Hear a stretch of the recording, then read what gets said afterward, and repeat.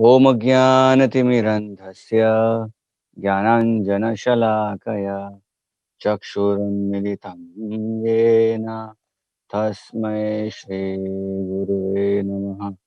नमः ॐ विष्णुपादाय कृष्णप्रेष्ठाय भूतले श्रीमते भक्तिवेदान्त स्वामिनिति नामिने। नमस्ते सारस्वती देवे गौरवाणी प्रचारिणे निर्विशेषशून्यवादी पाश्चात्यदेशतारिणे वाञ्छाकल्पतरुभ्यश्च कृपा सिन्धुभ्य एव च पतितानां पावनेभ्यो वैष्णवेभ्यो नमो नमः। जय श्री कृष्ण चैतन्य प्रभु नित्यानंद श्री अद्वैत गदाधार श्रीवासदि गौर भक्तवृंद। हरे कृष्णा कृष्ण कृष्णा हरे हरे, हरे राम राम राम हरे हरे। हरे कृष्णा, आप सबका हार्दिक स्वागत है। आज हम तीर्थ यात्रा भ्रमण में श्रवण यात्रा करेंगे रामेश्वरम धाम का। तो रामेश्वरम धाम में आप सबका स्वागत है। रामेश्वरम ये एक द्वीप है, भारत के अंतर्गत भारत के दक्षिण की ओर तमिलनाडु राज्य से सटा हुआ और भारत देश से थोड़ा 2 किलोमीटर मध्य समुद्र के अंदर एक द्वीप है जिसका नाम है रामेश्वरम। तो आज भी ये द्वीप अक्सर काफी लोग यात्री यहाँ पर जाते हैं। यहाँ पर एक अच्छा सुंदर प्रयोजन किया है ब्रिज का, रेल ब्रिज एंड और रोड ब्रिज है जिसके द्वारा हम जो है रामेश्वरम पहुंच सकते हैं। रामेश्वरम ये 4 धाम में से एक धाम कहलाता है। तो 4 धाम है जो बड़े प्रसिद्ध है, बद्रीनाथ, जगन्नाथपुरी, द्वारिका और चौथा है रामेश्वरम। तो रामेश्वरम जो द्वीप है ये आकार जो उसका है एक शंख की तरह है, शंख जैसे उसका आकार है। और ऐसा कहा गया है कि यहाँ पर ये जो धाम है इसमें भगवान के अनेक महान भक्त यहाँ पर यात्रा के लिए आ चुके हैं, यहाँ पर रह चुके हैं। भगवान के भक्त के अलावा भगवान भी स्वयं यहाँ पर बहुत बार आ चुके हैं। प्रभु रामचंद्र जी ने तो अपनी दिव्य लीला यहाँ पर की, जो रामायण में बड़े सुंदर से वर्णन आता है। उसके अलावा बलराम जी यहाँ पर आए और उसके अलावा अनेक अवतारों में से श्री चैतन्य महाप्रभु स्वयं यहाँ पर आए और उन्होंने संकीर्तन आंदोलन को यहाँ पर प्रस्तावित किया। तो ये रहा थोड़ा इंट्रोडक्शन रामेश्वरम धाम का। रामेश्वरम धाम में अनेक अनेक भगवान रामचंद्र की लीला स्थली है। अभी उन लीला स्थली के दर्शन के पहले संक्षिप्त में थोड़ा रामायण में आपको बताऊंगा कि इस एरिया में रामेश्वरम में और रामेश्वरम के इर्द गिर्द क्या क्या अनेक लीलाएं हुई। वो लीलाओं को हम एक छोटे से एक संक्षिप्त में हम लोग बताएंगे, डिस्कस करेंगे और तत्पश्चात हम उस लीला स्थली में जाएंगे। तो वो लीला स्थली हमें बहुत सुंदर से समझ में आएगी। तो ये शुरुआत होती है सुंदर कांड रामायण में, जहाँ प्रभु रामचंद्र जी ये सुग्रीव आदि वानर सेना से अपना जो है गठबंधन करते हैं ताकि सीता देवी का वो खोज करें। तो उस गठबंधन के बाद ऐसे कहा गया है कि सुग्रीव ने सारे वानर सेना को इकट्ठा किया पूरे पृथ्वी से और बाद में एक सर्च पार्टी शोध जो है कार्यक्रम उन्होंने आयोजित किया, जिसके अंतर्गत अलग-अलग वानरों को अलग-अलग दिशाओं में भेजा ढूँढने को सीता देवी को। तो ऐसा कहा गया कि जब अलग-अलग वानर अलग-अलग दिशा में चले गए तो एक ग्रुप को खास करके सुग्रीव और प्रभु रामचंद्र जी ने दक्षिण दिशा के लिए नियुक्त किया। और ये जो ग्रुप था, ये जो समूह था वानरों का, इस पर बहुत ज़्यादा जो है सुग्रीव और रामचंद्र जी को भरोसा था, क्योंकि जब सुग्रीव और अन्य वानर सेना ने वायु के मार्ग से लंका में रावण रावण को सीता को हर लेके जाने के लिए जब देखा, तभी वो दक्षिण की दिशा की तरफ हो गया था। तो दक्षिण की दिशा में ज़्यादा स्कोप था। इसलिए अच्छे-अच्छे वानरों को जो बहुत निपुण हैं, उनको उस ग्रुप में रखा था। उसमें से एक थे हनुमान जी उस ग्रुप में। नल, नील, अंगद इत्यादि जांबवान भी थे, हनुमान जी भी उसमें थे। तो ये सर्च पार्टी जब निकली तो उसके पहले प्रभु रामचंद्र जी ने हनुमान जी को पास में बुलाया और हनुमान जी के सर पे हाथ रख के कहा कि आप पर हमें बहुत आशा है और आप जब जाएँगे, मुझे ऐसा लग रहा है कि आप सीता देवी को मिल पाएँगे। और सीता देवी को मिलने के बाद कृपया करके राम जी ने फिर एक अंगूठी निकाली और उसे दे दी और कहा कि ये अंगूठी आप सीता देवी को दीजिए, क्योंकि सीता देवी को कैसे पता चलेगा कि आप हमारे दूत हैं। तो एक ये सूचनाबद्ध होगा जिसके द्वारा आप अंगूठी जब देंगे, तो उसके द्वारा सीता आपको समझ जाएगी कि आप जो है हमारे जो है दूत हैं। तो ऐसा कहा गया है कि हनुमान जी मुस्कुरा के उन्होंने वो रिंग या अंगूठी अपने साथ में रख ली और वो पार्टी आगे निकली। चलते-चलते हम्पी किष्किंधा क्षेत्र से वो अंत में समुद्र के तट पर पहुँचे और आगे कुछ भी नहीं था, कोई ज़मीन दिख नहीं रहा था। तो ऐसा कहा गया है कि उस समय सब लोग सोच रहे थे कि हम इतना प्रयास कर रहे हैं ढूँढने में, दक्षिण दक्षिण दिशा में इतना हमने जो कूच कर लिया लेकिन कुछ मिल नहीं रहा है। तो जब समुद्र इतना अथांग सागर देखा, तो कुछ लोगों का मनोबल कम हो गया। तो उस समय नल, नील, अंगद ये सब सोच रहे थे कि अब कहाँ जाना है? सीता देवी कहाँ है? हमारे जो दिन थे हमको बताए थे इतने दिन में वापस आना, ये दिन तो हमारे पूरे होने लगे हैं। तो हताश होकर वो प्रभु रामचंद्र जी और प्रभु रामचंद्र जी की लीलाओं का बखान कर रहे थे। तो देखिए एक इम्पोर्टेंट चीज़ हम देखते हैं भक्तों में, शुद्ध भक्त होते हैं, भगवान के परम भक्त होते हैं। जब हताश होते हैं तो भगवान की कथा करते हैं। हताश हताश में भगवान की कथा करने से क्या होता है उसका फ़ायदा होता है। अभी देखिए जो कथा कर रहे थे या फिर स्मरण कर रहे थे कि प्रभु रामचंद्र जी को कैसे वनवास हो गया, कैकेयी ने वनवास करा दिया। प्रभु रामचंद्र जी दुखी होके प्रभु प्रभु रामचंद्र जी को दुखी कितना सारा दुःख झेलना पड़ा चित्रकूट में। फिर वो सीता देवी का अपहरण हो गया। वो सीता देवी के अपहरण के पीछे जटायु बेचारे मारे गए। उन्होंने अपना प्राण दे दिया भगवान के सेवा में। ऐसे करते-करते रामायण का जब बखान कर रहे थे, तो जिस एरिया में वो बैठे थे सब लोग और सोचे थे उन्होंने मन में कि हम अभी रामायण को बखान करते-करते हताश में हम अपना जो है प्राण दे देंगे यहाँ पर। क्योंकि बिना सीता के जानकारी के हम जाएँगे तो हमारा जो है बहुत अपमान हो जाएगा कि हमने कार्य नहीं किया राम जी के लिए। तो उससे अच्छा कि हम यहाँ पर जो प्राण त्याग कर देते, 3 दिन तक हम यहाँ पर उपोषण करते हैं। तो ये जब बातचीत चल रही थी, बगल के एक पहाड़ पर, छोटा एक पहाड़ था, उसपे एक संपाति नाम का एक जो है गीदड़ रहता था। बड़ा गीदड़ था। बेचारा वो बूढ़ा जैसा लग रहा था, हिल नहीं पा रहा था, उड़ नहीं पा रहा था।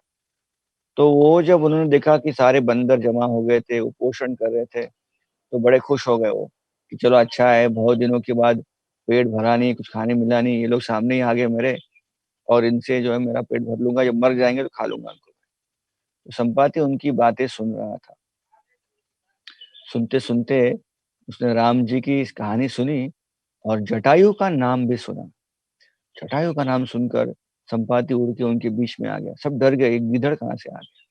संपाति ने कहा, "आपने जटायु के बारे में क्या कहा है? जटायु मेरा निजी भाई है, मैं उसका बड़ा भाई हूँ। मैं जटायु से जो है बिछड़ गया हूँ बहुत सालों से, मैं उसके बारे में कहाँ है पता नहीं मुझे।" और उन्होंने कहानी बताई कि हम दोनों जो है, जब हम युवक थे, युवावस्था में थे, तो जटायु बहुत जो है पराक्रमी था। एक दिन जटायु ने ऐसा पराक्रम किया कि उसने छलांग लगाई, मानो वो जाके सूर्य ग्रह को जाके उसमें प्रवेश करे।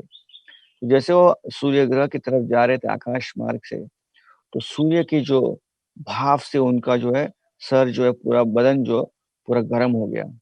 तो मैंने जब देखा तो मुझे मालूम पड़ गया कि आगे अभी ये जटायु जो है मरने वाला है, इसे बचाना चाहिए। तो मैं उसका बड़ा भाई होने के नाते मैंने जाके अपने पूरे पंख से उसे जो घेर लिया जटायु को और फिर उसे नीचे लेके आए। तो इसके दौरान मेरा जो पंख है वो पूरी तरह से जल गया था। तो मैं नीचे आके जब छोड़ दिया जटायु को, तो जटायु बड़े कृतज्ञ हो गए मुझ पर। लेकिन सूर्यदेव भी बड़े प्रसन्न होकर कहे कि आपने जो है जटायु की जान बचाई, तो आपको हम जो वरदान देते हैं कि आपका जो ये पंख है, जो बुरी तरह से जल गया है, आप उड़ नहीं पा रहे हैं इसकी वजह से। ये पंख कुछ समय के बाद आप जहाँ पर ठहरे हो, वहाँ पर वानर की सेना आएगी और उस वानर की सेना को जब आप मदद करेंगे उनका जो मिशन में, तो आपके ये पंख फिर से ठीक हो जाएँगे।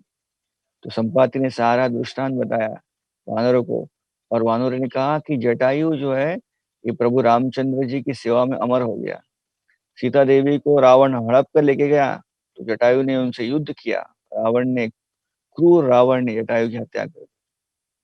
तो संपाति ने जब सुना कि जटायु न रहे, तो बड़ा दुखी हो गया। लेकिन बाद में पूरा डिटर्मिनेशन, दृढ़ता से कहा कि मैं आपको मदद करूंगा। जिस व्यक्ति ने जटायु को मारा, उसका मैं पता लगाऊंगा, और मुझे पता है कहाँ है वो। और यहीं से मैंने देखा है, इस समुद्र से ऊपर जाते, इस एरिया से समुद्र को पार करते हुए वो रावण दुष्ट एक अबला स्त्री को लेके जा रहा था। तो ये वही व्यक्ति होगा जिसने आपके माता सीता को जो है अपहरण किया है। और फिर बाद में संपाति ने अपनी गर्दन घुमाई और समुद्र के उस तरफ देखा। गीदड़ होने के कारण संपाति के पास दूर दराज के देखने का जो है विजन था, दृष्टि थी। तो उसने आँख घुमाई अपनी, और दूर से जैसे मानो किसी के पास बाइनोकुलर होगा, टेलीस्कोप होगा, ऐसे उन्होंने देखा। और नज़र घुमाने के बाद मालूम पड़ा उसे, उसने कहा कि मैं देख रहा हूँ यहाँ से लंका उस तरफ है, और उस लंका में सीता देवी अभी भी बैठी है, राम की प्रतीक्षा कर रही है। सारे वहां जो हरि बोल करके जो है कुदी लगाने लगे, खुश हो गए वो। और संपाति को उसको पूरा अपना जो है, उसे पूरी अपनी पंखों में जो शक्ति आ गई वरदान के हिसाब से। तो अभी सारा विचार करने लगे कि अभी जाएगा कौन वहां पर लंका, क्योंकि बीच में इतना बड़ा सागर है। तो किसी ने कहा कि वानर सेना में सब अलग-अलग बोली लगाने लगे। एक ने कहा कि मैं 10 योजन उड़ सकता हूँ, किसी ने कहा मैं 20 योजन, किसी ने कहा मैं आधा समुद्र उड़ सकता हूँ, किसी ने कहा कि मैं तो पूरा समुद्र उड़ सकता हूँ लेकिन थक जाऊँगा, फिर से नहीं आ पाऊँगा। तो इस तरह से अलग-अलग बता रहे थे, लेकिन कोई सक्षम नहीं था। फिर जामवा ने देखा कि हनुमान जी चुप है। तो जामवा ने कहा, "हनुमान जी आप क्यों बोल नहीं रहे?" हनुमान जी ने कहा, "मैं तो छोटा व्यक्ति हूँ, मैं तो कुछ कर सकता नहीं हूँ।" जामवा ने याद दिलाया हनुमान जी को, आपकी शक्ति क्या है? हनुमान जी को बचपन में बहुत शक्तियाँ प्रदान मिली थी, और इस कारण हनुमान जी बहुत नटखट हो गए थे और उन्होंने शक्तियों का दुरुपयोग किया था। तो साधु संतों ने कहा कि छोटे बच्चे को इतनी शक्ति है, ये अच्छी अच्छी बात नहीं है। तो उन्होंने कहा कि शक्ति को हम जो है, जो भुला देंगे। हनुमान जी भूल जाएँगे, जब तक कोई उसको उन्हें बताएगा नहीं, उन्हें याद दिलाएगा नहीं, तब तक वो भूल जाएँगे। तो हनुमान जी भूल गए थे अपनी शक्तियों को। जाम्बवन ने उन्हें याद दिलाया, और हनुमान जी को याद आया, स्मरण हुआ। हनुमान जी रेडी हो गए। हनुमान जी ने इसी जगह से, रामेश्वरम से जो है कूद लगाई। रामेश्वरम के इर्द-गिर्द ये सब लीला हुई। रामेश्वरम में, रामेश्वरम के बाहर आस-पास, वहाँ से कूद लगाई, और कूद लगा के वो सागर पार कर चुके। सागर के बीच में बहुत तपस्या झेलनी पड़ी हनुमान जी को। ऐसे नहीं कि वो स्मूथली एकदम आराम से चले गए। अनेक-अनेक जो है उनको असुविधाएँ हुई। ऐसे कहा गया है कि सबसे पहले एक पर्वत बाहर आया समुद्र से। पर्वत का नाम था मैनक पर्वत। मैनक पर्वत ने कहा, "हनुमान जी, कृपा करके आप थोड़ा आराम कीजिए मुझ पर, और उसके बाद अपना जो यात्रा आप जो आरंभ कीजिए।" तो ऐसे कहा गया है कि हनुमान जी ने सोचा कि ये आराम करने का वक़्त नहीं है, बहुत बड़ा मिशन सामने है। तो उन्होंने उस पर्वत को स्पर्श किया और कहा कि मैंने आपका जो आशीर्वचन स्वीकार कर लिया है, और कृपा करके धन्यवाद, अगली बार जब समय मिलेगा तो ज़रूर आपकी सेवा करूँगा मैं। हनुमान जी आगे निकल गए। ऐसा कहा गया है कि ये भक्ति कार्य में हमारा जो सेवा होता है, इसमें अनेक-अनेक ऐसे व्याधि या बाधाएँ आती हैं। तो ये जो मैनक पर्वत है, ये है हमारे भक्ति कार्य में सुविधाएँ। तो सुविधाएँ के कारण कभी-कभी हमारी भक्ति जो है ढीली हो जाती है। तो ऐसा कहा गया है कि मिशन को ना भूलते हुए हमें सुविधाओं का उपयोग करना चाहिए, लेकिन सुविधाओं से हमारी मिशन को तकलीफ नहीं होना चाहिए। तो हनुमान जी ने क्या किया, उस सुविधाएँ जो उनके मिशन में उनके लिए बाधा थी, या उसके काम की नहीं थी उनके, उसको उन्होंने आदर से स्पर्श किया, नमस्कार किया, वंदन किया, और निकल गए आगे। आगे चल के एक राक्षसी समुद्र से बाहर आई, जिसका नाम था सुरसा। वो सुरसा ने कहा कि ब्रह्मा जी ने मुझे वरदान दिया है कि इस जगह से जो भी जाएगा वो मेरे मुँह में प्रवेश करेगा सबसे पहले। इसका मतलब मैं खा जाऊँगी उसे। तो हनुमान जी ने कहा ठीक है, तो आपका मुँह ब ऊपर मुँह खोलिए, मैं अंदर जाता हूँ। तो उसने मुँह खोल दिया। हनुमान जी ने अपना जो है साइज़ बढ़ा दिया, उसने देखा अरे ये तो बंदर बड़ा हो गया, तो उन्होंने और मुँह खोल दिया। हनुमान जी ने और साइज़ बढ़ा दिया। इस तरह से कॉम्पिटिशन चालू हो गई, सुरसा और हनुमान जी में। सुरसा अपना मुँह खोल रही थी बड़ा-बड़ा और हनुमान जी अपना साइज़ बड़ा कर रहे थे। फिर हनुमान जी ने देखा कि कॉम्पिटिशन बंद नहीं होने वाला है क्योंकि सुरसा भी बहुत पावरफुल है। तो हनुमान जी अचानक छोटे हो गए, उसके मुँह में प्रवेश कर दिया और फिर से बाहर आ गए। और हनुमान जी ने कहा, हरि बोल माता जी, ब्रह्मा जी का वरदान मैंने रखा है। आपके मुँह में मैं चला गया और मैं बाहर भी आ गया। सुरसा बड़ी खुश हो गई कि बड़ा जो चतुर वानर है, उन्होंने कहा कि आपके चतुरता से मैं बड़ी प्रसन्न हूँ और मैं आपको आशीर्वाद देती हूँ कि आप जाइए, आपके मिशन पे आप सक्सेसफुल हो जाइए। तो सुरसा इसका मतलब है हमारे जीवन में आए हुए मिथ्या अहंकार। कभी-कभी मिथ्या अहंकार के आड़ में कुछ-कुछ लोग एक-दूसरे से झगड़ा करते हैं या फिर आर्गुमेंट करते हैं, वाद-विवाद करते हैं और वो वाद-विवाद कब खत्म नहीं होता है। तो ऐसे समय पे किसी निष्कर्ष पहुँचने के लिए किसी एक व्यक्ति को जो है छोटा बनना पड़ता है या उनको उस बाजी में एक निम्न स्थान लेना पड़ता है। इसीलिए भक्ति में अक्सर कहते हैं कि हमारा जो स्थिति क्या है, हम सर्वेंट हैं, हम दास हैं। दास नहीं, दास दासानुदास। हम जितने दासानुदास रहेंगे उतना हमारा सिचुएशन भक्ति में जो है हमेशा स्ट्रॉन्ग रहेगा, सुरक्षित रहेगा। तो सूरजसर जाने के बाद आगे फिर गाड़ी आगे बढ़ी हनुमान जी की और उसके बाद हनुमान जी बाद में आगे बढ़ते हुए अचानक हनुमान जी रुक गए। वो आगे बढ़ नहीं पा रहे थे क्योंकि सिम्हिका नाम की राक्षसी ने उन्हें पकड़ लिया था। कैसा पकड़ लिया था? सिम्हिका नाम की राक्षसी ने उनके पास एक वरदान था कि वो किसी के छाया के द्वारा उस व्यक्ति को कंट्रोल कर सकती है। तो हनुमान जी की छाया को उन्होंने पकड़ लिया, तो हनुमान जी आगे नहीं बढ़ पाए। सिमिका की इच्छा थी हनुमान को खाने का, तो उन्होंने का छाया से हनुमान जी को अपने मुँह में डाल दिया। हनुमान जी मुँह के अंदर चले गए और उन्होंने जाके वहाँ पर अंदर शरीर में एक धमाका मचा दिया और ऐसे कहा कि सारे शरीर के सारे अवयवों को या फिर उनके जो ऑर्गन्स थे उन सबको नष्ट करने लगे और अंत में उनके हृदय को फाड़ कर हनुमान जी बाहर आ गए और सिमिका को उन्होंने मार दिया। सिमी का ये जो हमारे भक्ति कार्य में क्या है, ये है द्वेष। जब द्वेष होता है हमारे जीवन में, तो हम दूसरों का जो हमेशा क्या देखते हैं, फ़ॉल्ट देखते हैं, उनका दोष निरूपण करते हैं निरूपण। तो इसलिए हमें जानना चाहिए कि हमें इस फ़ॉल्ट फाइंडिंग टेंडेंसी, दोष निरूपण से बाहर आना चाहिए और उसके लिए एक ही चीज़ है, इस दोष को अपने हृदय से निकालना पड़ेगा। हृदय में बैठा हुआ है दोष, उसका वहाँ पर सोर्स है। कैसे निकालेंगे? नम्रता के द्वारा। नम्रता जब हम अपने जीवन में उतारेंगे, तो इससे हम दोष निरूपण कर सकते हैं। चौथा उसका 3 होने के बाद हनुमान जी लंका पहुँच गए। लंका में जैसे पहुँचे, अंधेरा था। लंका का पहरेदार लंका की एक पहरेदार थी लंकिनी, जो लंका का सब जो है सुरक्षा उनके हाथ में था। तो वो हनुमान जी देखे कि ये माताजी खड़ी है, तो हनुमान छोटे आकार हो गए। जैसे मानो एक छोटा चींटी हो जाता है ना और चुपके से वो निकलने वाले थे अंदर, लेकिन लंकिनी ने रोक दिया, "अरे मत कहाँ जा रहे हो बंदर?" कहा कि ब्रह्मा जी ने मुझे वरदान दिया है कि मैं पहरेदार हूँ लंका की और यहाँ से अंदर कोई भी जाएगा, छोटा हो या बड़ा, सब मुझे पता चल जाता है। तो ऐसे कहा गया है कि हनुमान जी ने कहा, "मैं तो लंका जा रहा हूँ, मुझे समाचार लेके आना है सीता देवी का।" तो उन्होंने कहा, "बंदर तुम यहाँ जा सकते नहीं हो अंदर। मेरे बिना जब तक मैं यहाँ पर हूँ, आपको जाना और प्रवेश करना अंदर मना है।" हनुमान जी अपना जो है साइज़ बढ़ा के बोलने लगे माता को, "मुझे जाने दीजिए अंदर, मैं ज़्यादा कुछ नहीं करूँगा, जल्दी आ जाऊँगा।" तो लंकिनी बड़ी गुस्सा हो गई और उसने हनुमान जी को चाँटा लगा दिया। हनुमान जी बड़े क्रोधित हो गए, "अरे! क्या चाँटा लगाई मुझे?" तो हनुमान जी ने एक चाँटा लगाया तो वो लंकिनी जो है सीधा ज़मीन पे गिर गई। ज़मीन पे जैसे गिर गई लंकिनी, तो ऐसे कहा गया लंकिनी खड़ी होके हनुमान जी को नमस्कार करने लगी। नमस्कार करते हुए हनुमान जी को कही वो, "हनुमान जी, आपका स्वागत है।" हनुमान जी एकदम परेशान हो गए, "स्वागत है?" "ब्रह्मा जी ने मुझसे कहा था" लंकिनी ने कहा, "ब्रह्मा जी ने मुझसे कहा था कि एक दिन ऐसा आएगा, एक वानर आएगा और आपको वो क्या करेगा, आपको वो एक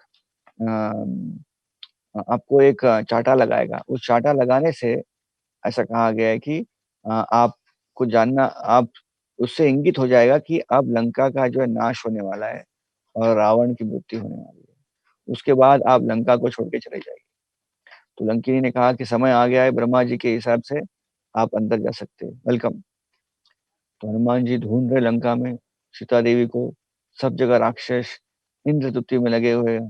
रावण के कक्ष में गए, इतने सारी पत्नियाँ हैं और वो जो है मदिरा पी के मस्त है रावण। हनुमान जी को बहुत बुरा लगा रावण को देखकर, कितना व्यक्ति जो है क्रूर है, कितना अन्यायी व्यक्ति है। लेकिन सीता कहीं प्राप्त नहीं हुई हनुमान जी को।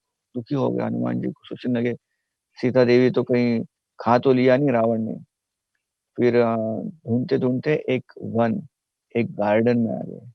इसका नाम था अशोक वन, अशोक वाटिका, जो रावण का स्पेशल गार्डन था। उस वन में दूर हनुमान जी ने एक पेड़ के नीचे एक सुंदर और एक सरल स्त्री को बैठे देखा जो रो रही थी। हनुमान जी को पता चल गया यही सीता होना चाहिए। तो उस पेड़ पे चढ़ गए वो छोटा आकार लेकर देखने के लिए कि यही सीता है कि नहीं। इतने में रावण वहाँ पर आया और रावण सीता को बोलने लगा, "हे सीते, मैंने आपको 12 महीने का समय दिया था। उस 12 महीने में 10 महीने हो गए, आपने अब तक मेरा स्वीकार नहीं किया है।" तो रावण ने क्या सीता को 2 महीने बच गए, अगर आप स्वीकार नहीं करती मुझे, तो 2 महीने के बाद मैं आपको हमारे प्रातः के भोजन में आपको मैं खा लूँगा। और सीता देवी बड़ी रोने लगी और रावण वहाँ से चला गया। इतने में सीता देवी की देख-रेख में जो भी वहाँ पर असुरी स्त्रियाँ थी, ऐसे कहा गया है कि उसमें से एक स्त्री जो थी, एक महिला बड़ी कृपालु थी सीता पर, वो उसका नाम था त्रिजटा, जो विभीषण की पुत्री थी।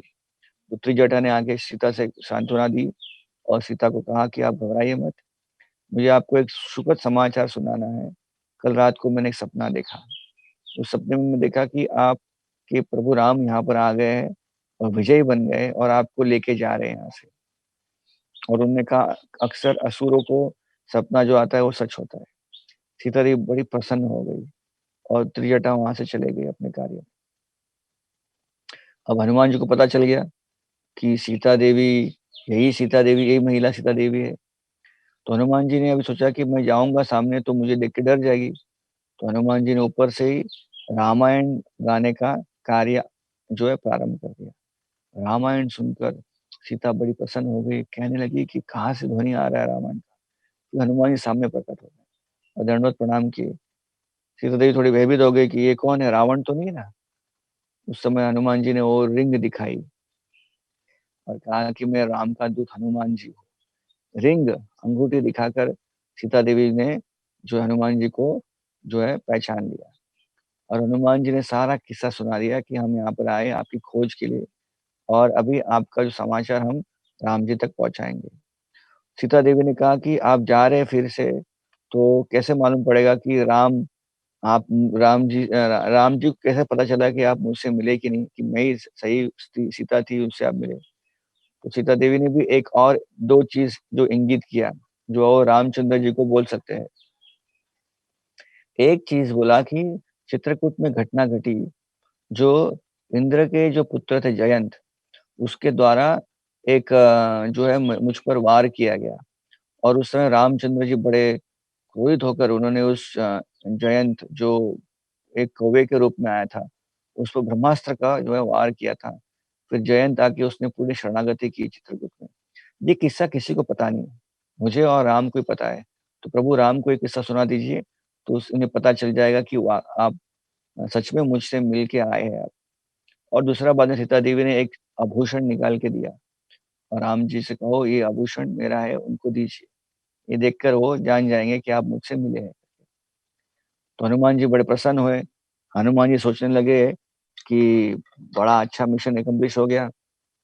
हनुमान जी सोचने लगे और बोले सीता देवी से, "चलिए सीता देवी, आप मेरे पीठ पे बैठ जाइए, मैं यहाँ से आपको लेके जाता हूँ।" सीता देवी सोचने लगी और सीता देवी ने बाद में प्रकल्प रखा कि आप जो है हनुमान जी अगर यहाँ से उड़ेंगे, मैं आपके शरीर पे बैठूँगी उड़ते-उड़ते अगर समुद्र में कुछ हो गया, ऊपर से मैं गिर गई, समुद्र में प्रवेश करके मुझे जर अगर किसी वहाँ के मछलियों ने खा लिया, तो बहुत बड़ा जो आपदा आ जाएगी, तो रामचंद्र जी बड़े दुखी हो जाएँगे। तो इतना बड़ा सीरियस हमें जो है स्टेप लेना नहीं चाहिए। तो हनुमान जी बोले, "अरे! मैं छोटा नहीं हूँ" और हनुमान जी बड़े होके दिखा, "अरे! मैं बड़ा भी हूँ।" तो सीता देवी ने कहा, "ठीक है, लेकिन अगर आप उड़ते रहेंगे और रावण ने देख लिया आपको, तो रावण आपके बाद में क्या होगा, आपसे युद्ध करेगा। समुद्र के बीच में मैं आपके पीछे पीठ पर हूँ और युद्ध करना बड़ा कठिन हो जाएगा, तो अच्छा ये योजना नहीं है।" तीसरा सीता देवी ने कहा कि मैं पतिव्रता स्त्री हूँ, मैं आपको स्पर्श नहीं कर सकती हूँ, मैं मेरे पति जो है राम जी है। तो ये तीसरा उन्होंने कहा और चौथा उन्होंने कहा कि अगर आप मुझे लेके जाएँगे तो प्रभु रामचंद्र जी की जो कीर्ति है वो कैसे बड़ी होगी। प्रभु रामचंद्र जब यहाँ पर आएँगे, रावण का वध करेंगे, मुझे लेके जाएँगे, इसमें उनकी कीर्ति बढ़ेगी। तो हम चाहते हैं कि प्रभु राम आए और हमें यहाँ यहाँ से लेके जाएँ। तो हनुमान जी ने फिर सीता देवी से जो है निरोप या फिर उनसे विदा माँगी और कहा कि मैं थोड़ा इस अशोक वाटिका का फल खा के थोड़ा पेट भर लूँ अपना, थोड़ा उपद्रव मचा लेता हूँ अच्छा रहेगा। सीता देवी ने कहा तथास्तु, कीजिए जो करना है। तो अशोक वाटिका में गए, सारे फलों को खाया और बाद तहस-नहस कर दिया। ये समाचार रावण तक गया कि कोई बंदर आ गया है, सब अशोक वाटिका को तहस-नहस कर रहा है। रावण जी ने अपनी सेना को भेजा, सारे सेना को परास्त कर दिया। बहुत सारे उनके कमांडर्स को हनुमान जी ने धराशायी कर दिया। उसके बाद हनुमान जी की अपनी इच्छा से वो बंध गए और रावण के सामने पहली बार आ गए। रावण को देख के उनको अनुमान लगाना था कि कितना शक्तिशाली है। तो रावण ने हनुमान जी की पूँछ जलाई और हनुमान जी ने सारे उस पूँछ जली हुई पूँछ से सारी लंका को जला दिया। लंका का डंका बजा दिया हनुमान जी। तो हनुमान जी ने अपनी पूँछ को जो है पानी में डुबोकर समुद्र के पानी में डुबोकर शांत करके वो फिर से कूच करके सागर की इस तरफ आ गए और उस समय सारे वानर सेना उनको देख के खुश हो गई, चलो अपना मिशन एक्कम्प्लिश हो गया। और सारे उड़कर फिर किष्किंधा क्षेत्र में आए, राम जी को समाचार सुनाया। राम जी इतने प्रसन्न हो गए, राम जी के पास कुछ भी नहीं था उपहार देने के लिए हनुमान जी को, तो राम जी ने हनुमान जी को आलिंगन कर लिया। आलिंगन के द्वारा उन्होंने इस उपहार को दिव्य उपहार को हनुमान जी को दिया। हनुमान जी ने उस समय वो आभूषण दिखाए सीता के और वो कहानी सुनाई चित्रकूट की। तो राम जी ने कहा, "हाँ, ये जो आभूषण है, ये आभूषण इंद्र भगवान ने जनक महाराज को दी थी और जनक महाराज ने जब मेरा विवाह हुआ सीता के साथ में, तब उस समय उन्होंने ये आभूषण सीता देवी को शादी में दिया था।" तो इस तरह से ये दोनों जो है उनका सीता देवी का जो है समाचार मिल गया। तो प्रभु रामचंद्र जी सुग्रीव की पूरी सेना अब चली दक्षिण की ओर। प्रभु रामचंद्र जी की जय, वानर सेना की जय और पहुँच गई सागर के इस किनारे रामेश्वरम के आस-पास। और ऐसे कहा गया है, यहाँ पहुँचने के बाद यहाँ से अनेक-अनेक कार्य किए गए। जैसे कहा गया कि यहीं पर वो रामचंद्र जी जब प्लानिंग कर रहे थे, तो विभीषण ने आके शरणागति यहाँ पर ली। उस क्षेत्र में हम जाएँगे आज और उसका दर्शन भी करेंगे। उसके बाद यहीं से ऐसा कहा गया है कि प्रभु रामचंद्र जी ने विभीषण का यहाँ पर लंका पर चढ़ाई करने के पहले ही लंका का अधिपति राजा विभीषण को यहाँ बना दिया। उनका राज्याभिषेक भी यहीं किया। वो स्थल में हम जाएँगे आज। उसके बाद ऐसा कहा गया कि यहीं से समुद्र से जो अ, सेतु बाँधना था, यहीं से उसका आरंभ किया इसी एरिया से, तो वो जगह भी हम जाएँगे आज। उसके बाद ऐसा कहा गया है कि इसी क्षेत्र में प्रभु रामचंद्र जी जो समुद्र देव से उन पे कुपित हो गए, वो क्षेत्र भी हम देखेंगे आज। उसके बाद हम अ, ऐसा कहा गया है कि ऐसा है कि यहाँ पर उस क्षेत्र पे है जहाँ पर प्रभु रामचंद्र जी ने फिर आते समय शिव जी की पूजा की, शिवलिंग की स्थापना की, वो क्षेत्र भी हम देखेंगे। और ऐसा कहा गया है कि अग्निदेव की यहाँ पर परीक्षा अग्नि जो यहाँ पर उन्होंने अपनी परीक्षा के पर एक उन्होंने यहाँ पर तपस्या की और उस अपराध से वो अपराध से वो पूरी तरह से छूट गए। ये स्थल भी यहाँ पर ही है। और एक स्थल यहाँ पर है, वो है कि यहाँ पर भगवान रामचंद्र जी ने खुद अपने हाथों से उस ब्रिज सेतु को अभी उन्होंने जो है नाश कर दिया या फिर उसे तोड़ दिया। ये भी स्थान हम आज देखेंगे। तो ये सब स्थान जो है प्रभु रामचंद्र जी यहाँ पर आके उन्होंने इस लीला को यहाँ प्रसार किया, ठीक है? तो ऐसा कहा गया है कि प्रभु रामचंद्र जी यहाँ से जब लंका गए, तो लंका जाने के बाद रामचंद्र जी ने लंका पे चढ़ाई की, रावण का वध कर दिया। रावण के वध के उपरांत विभीषण वहाँ के राजा बने। तो सीता देवी जब प्रभु रामचंद्र जी के पास आई तो उनकी अग्नि परीक्षा हुई और उसके बाद पुष्पक विमान से जब लौट रहे थे, तो लौटते वक़्त प्रभु रामचंद्र जी अयोध्या में जाने से पहले इसी क्षेत्र में फिर से वो उतरे और उसके बाद अनेक-अनेक यहाँ पर उनकी लीलाएँ छोटी-बड़ी यहाँ उनकी स्थली मौजूद है। तो अब हम जाएँगे अलग-अलग तीर्थ स्थलों का दर्शन करने को। अब तक हमने पूरा विवरण बताया संक्षिप्त में रामायण में क्या घटना हुई, इस स्थान के इर्द-गिर्द। अभी हम उस सब स्थल या लीला का हम जो है दर्शन करेंगे। सबसे पहले स्थल में हम जाएँगे, वो है रामेश्वरम धाम का सबसे प्रमुख स्थान, वो है रामेश्वरम मंदिर या रामनाथ स्वामी मंदिर। तो इसकी कथा बड़ी सुंदर है। ये कथा में कहा गया है कि प्रभु रामचंद्र जी जब सीता को लेकर पुष्पक विमान के द्वारा लंका से फिर अयोध्या जा रहे थे, तो ये द्वीप पे आए। जो द्वीप को देखकर उन्होंने अपना विमान नीचे उतारा। इस द्वीप का पहले नाम था गंधमादन मलई। तो ऐसा कहा गया कि यहाँ उतरकर अगस्त्य ऋषि अन्य ऋषियों का दर्शन किया। प्रभु रामचंद्र जी ने उनका आशीर्वाद मांगा और प्रभु रामचंद्र जी को देखकर अगस्त्य ऋषि और अन्य ऋषियों ने बहुत उनका जो जय जयकार किया कि आपकी कृपा से प्रभु राम, आपकी कृपा से रावण का वध हुआ। रावण ने सारे तीनों लोगों को जो है अत्याचार मचा के लोगों को परेशान कर दिया था। तो प्रभु रामचंद्र जी की जब जय जयकार चल रही थी, प्रभु रामचंद्र जी ने कहा वो तो ठीक है, लेकिन रावण फिर भी ठहरा किसका पुत्र? विश्रवा मुनि का, जो बड़े ब्राह्मण थे, बड़े साधु है। और और किसके वो पौत्र है? ब्रह्मा जी के पौत्र है रावण। तो इस कारण एक बड़े परिवार, बड़े सुसंस्कृत परिवार से वो जन्मे हैं। तो उनका मैंने वध किया तो अपराध तो हो गया मेरे हाथ से। अगस्त्य मुनि ने कहा कि इसमें अपराध क्या है? वो तो असुर था। उसके वध से तो सारा संसार खुश हो गया। फिर चंद्र जी ने कहा कि मुझे इस अपराध का पश्चाताप करना चाहिए। अगस्त्य मुनि जान गए कि प्रभु रामचंद्र की लीला है। प्रभु रामचंद्र जी अपने खुद के उदाहरण से दिखा रहे हैं कि कितना भी बड़ा व्यक्ति हो, उसे हर चीज़ को जो है चीपली, सरलता से लेना नहीं चाहिए। जहाँ उसकी गलती हुई उसको स्वीकार करना चाहिए। तो प्रभु रामचंद्र जी ने कहा है मुझे इसका पश्चाताप करना पड़ेगा। अगस्त्य ऋषि ने कहा कि देखिए रावण ये शिव जी का भक्त था। तो अगर हम शिव जी की उपासना करेंगे, तो शिव जी प्रसन्न हो जाएँगे, तो ये अपराध या जो भी आप सोच रहे हैं, वो टल जाएगा। तो प्रभु राम ने कहा, "ठीक है, बताइए क्या करना है?" तो अगस्त्य ऋषि ने कहा कि, "आप एक काम कीजिए, आप हनुमान जी को भेजिए कैलाश पर। कैलाश में जाके शिव जी के एक लिंग को यहाँ पर लेके आइए।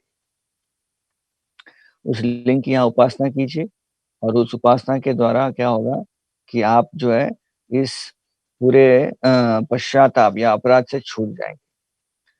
तो हनुमान जी बड़े खुश हो गए, चलो और एक चांस मिल गया है।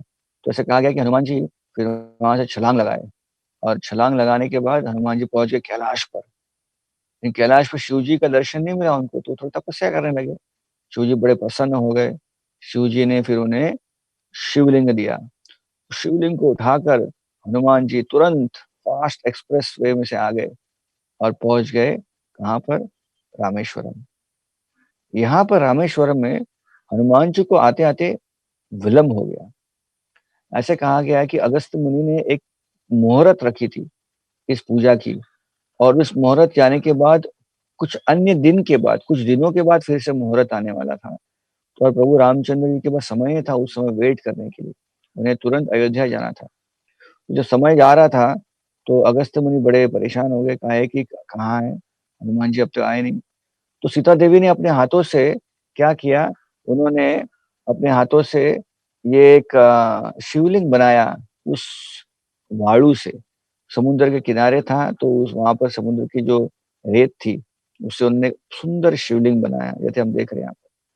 सुंदर शिवलिंग बनाया और उस शिवलिंग का बाद में पूजा किया गया और पूजा संपन्न होने के बाद फिर हनुमान जी प्रकट हुए और हनुमान जी देखे अरे पूजा हो गया। हनुमान जी थोड़े निराश हो गए क्योंकि पहली बार ऐसे हो गया कि हनुमान जी टाइम पे पहुंचे नहीं।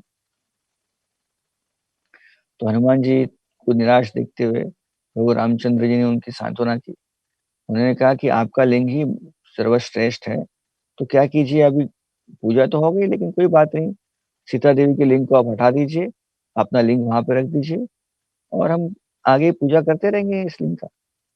तो हनुमान जी ने फिर थोड़ा अपना लिंग नीचे रख दिया, शिवलिंग जो लेके आए थे वो बगल में, और सीता देवी के लिंग को उठाने लगे।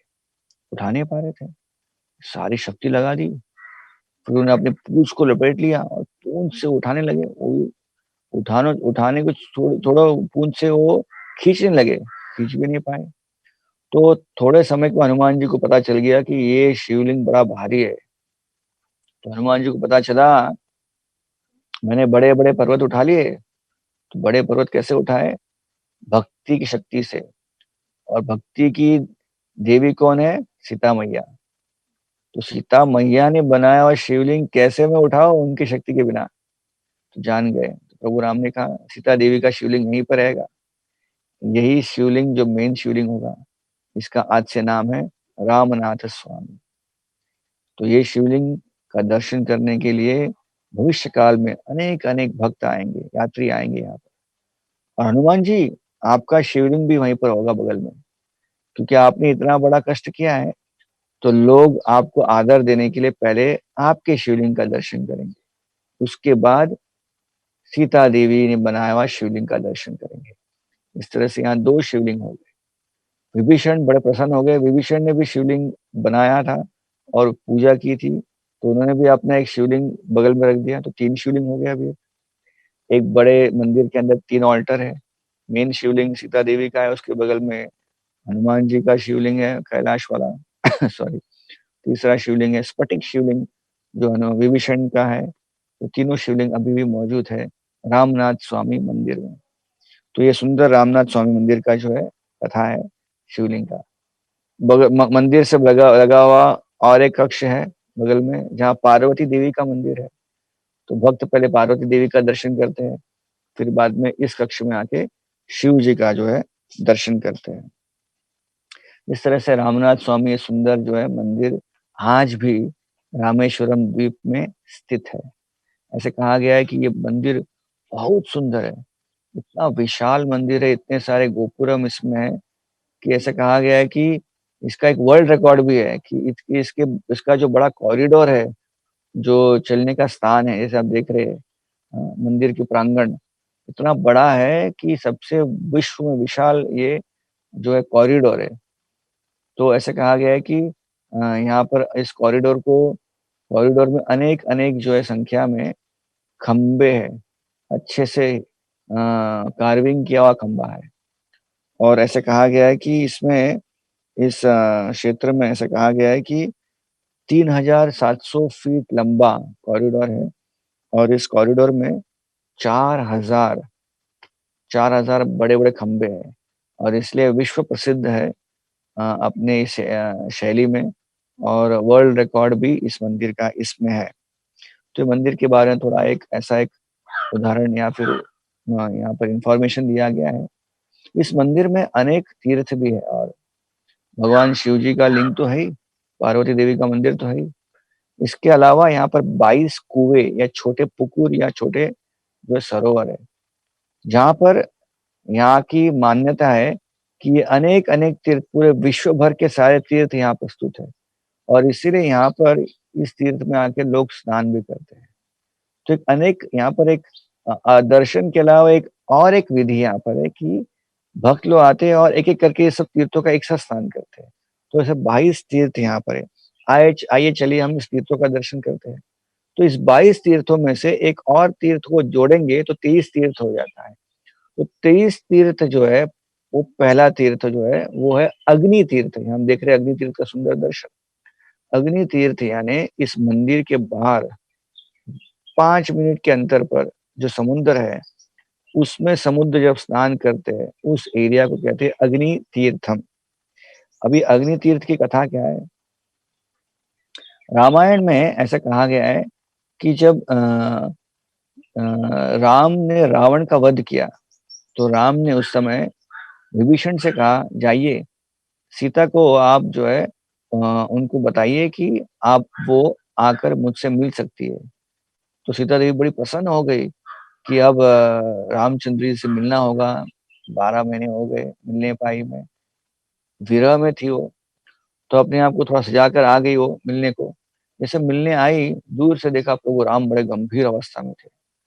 तो उसने देखा कि राम जी प्रसन्न लगने रहे हैं। तो राम जी ने सीता को रोका और कहा कि सीता देवी, आप जो है 12 महीने किसी अन्य व्यक्ति के घर पे रही, अपने पति से दूर।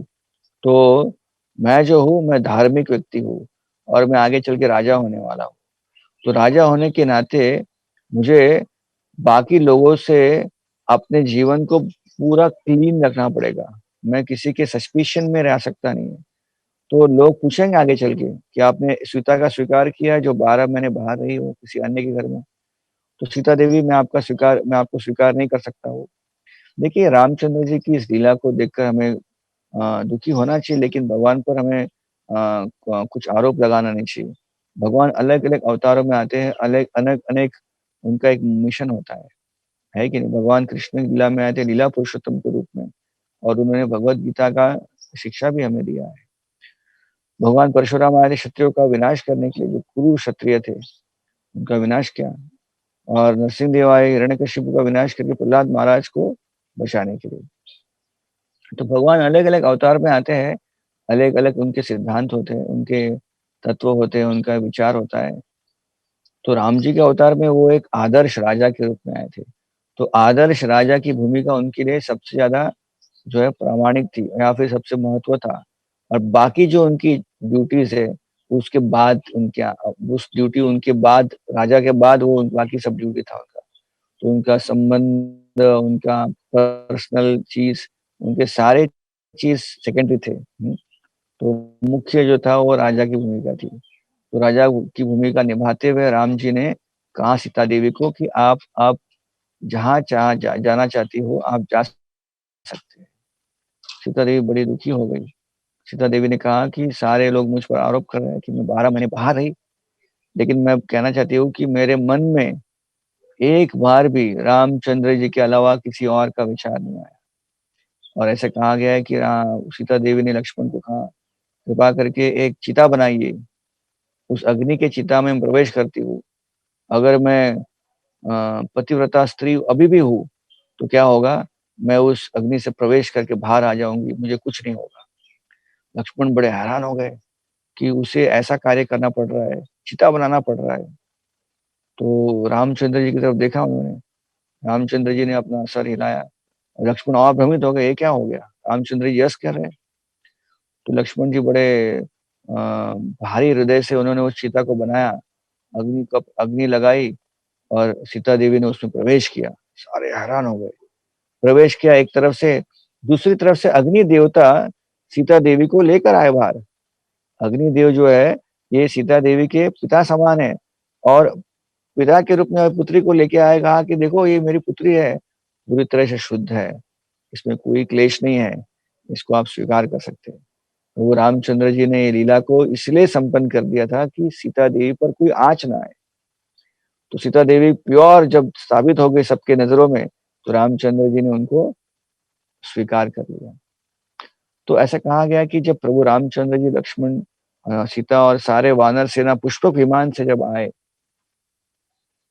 तो पुष्पक विमान से आने के बाद इस जगह जब उतरे, तो अग्नि ने देखा कि प्रभु रामचंद्र जी यहाँ पश्चाताप कर रहे हैं। तो अग्नि को भी पश्चाताप हुआ। अग्नि ने कहा, प्रभु राम, हाँ, इस परीक्षा में मुझे शामिल होना पड़ा सीता देवी के चरित्र को सिद्ध करने के लिए। तो इसके कारण मैंने जो है अपराध कर दिया है। अनजाने जाने अनजाने में अपराध हुआ है। और सबसे इम्पोर्टेंट है कि इतने दिन तक फिर अंदर की एक बात भी उन्होंने कथा कही कि प्रभु रामचंद्र जी, रावण ने जब रावण जब सीता का अपहरण करने आने वाला था, आपको पता था क्योंकि आप लीला लीला जानते हैं अपनी आप, तो उस समय आपने मुझे बुलाया था और आपने अपनी पत्नी सीता को हमारे हमारे पास सौंप दिया था। और जो इल्यूज़री सीता है, जो माया सीता को रावण अपहरण करके ले गया। तो 12 महीने तक मैंने आपकी सेवा की, लेकिन उस कारण मैं आपके वियोग का कारण बना, तो मुझे ही पश्चाताप हो रहा है। प्रभु रामचंद्र जानते थे कि ये वियोग तो उनकी लीला थी, लेकिन फिर भी उन्होंने अग्नि से कहा, "अगर आपको पश्चाताप हो रहा है, आपको अपराध मुक्त होना है, तो ये जो समुद्र यहाँ पर है, इसमें आप स्नान कीजिए। ये समुद्र में जो भी स्नान करेगा भविष्य में, उसे चास्टिटी जो एक जैसे सतीव्रता बोलते हैं, पतिव्रता एक स्त्री की पतिव्रता अपने पति के सामने या फिर एक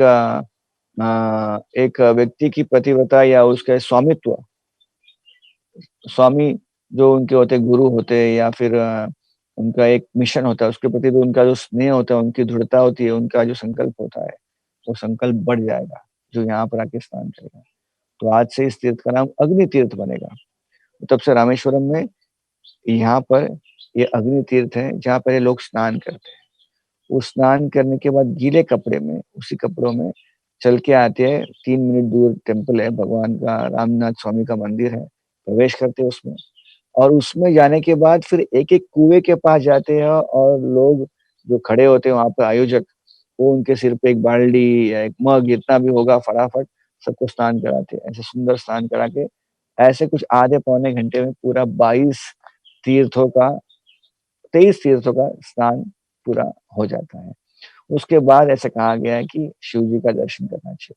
तो गीले कपड़े इसलिए दूर से शिव जी का दर्शन करते हैं और बाद में फिर अपने कक्ष में जाते हैं, रूम पे जाते हैं, तो अच्छे कपड़े पहनकर फिर से भगवान शिव जी का दर्शन करने जो यात्रीगण आते हैं। ये सुंदर सारी लीलाएँ इस रामनाथ स्वामी मंदिर में यहाँ पर जो दर्शाई गई है। तो आज भी ये लीला स्थली उपलब्ध है इस मंदिर में, रामनाथ स्वामी मंदिर में। अ, रामनाथ स्वामी मंदिर के अलावा रामेश्वरम द्वीप में और भी अनेक-अनेक स्थल हैं। रामनाथ स्वामी से 18 किलोमीटर दूर रामेश्वरम द्वीप के पूरे एक कोने में अंत अंत श एक पूर्व की तरफ अंत जहाँ होता है, वहाँ पर एक छोटा-सा सा द्वीप जो है एक छोटे आकार में ऐसे पतले आकार में वो जो है वहाँ समाप्त होता है। जैसे आप देख रहे हैं यहाँ पर।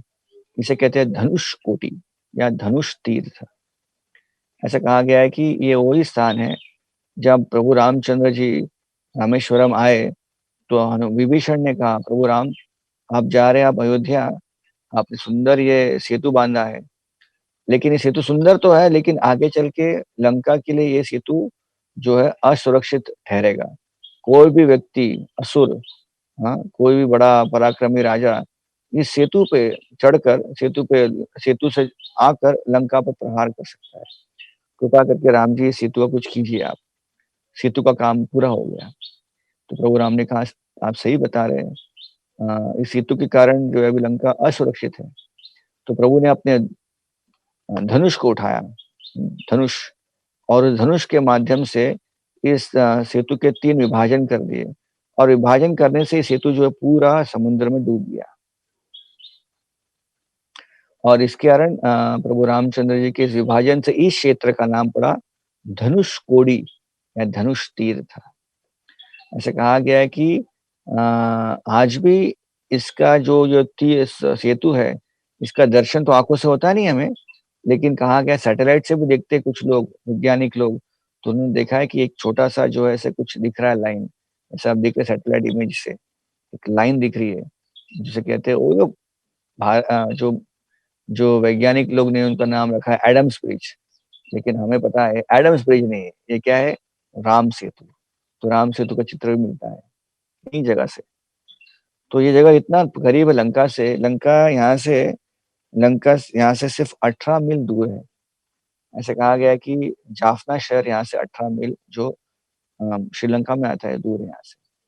तो प्रभु रामचंद्र जी ने बाण से धनुष इसको तोड़ा, तो रामचंद्र जी ने सारे अनेक तीर्थों को यहाँ बुलाया और उन्होंने कहा कि इस जगह पे अपना पानी का जो है समागम कीजिए। सारे तीर्थ आके उन्होंने यहाँ पानी अपनी डाली।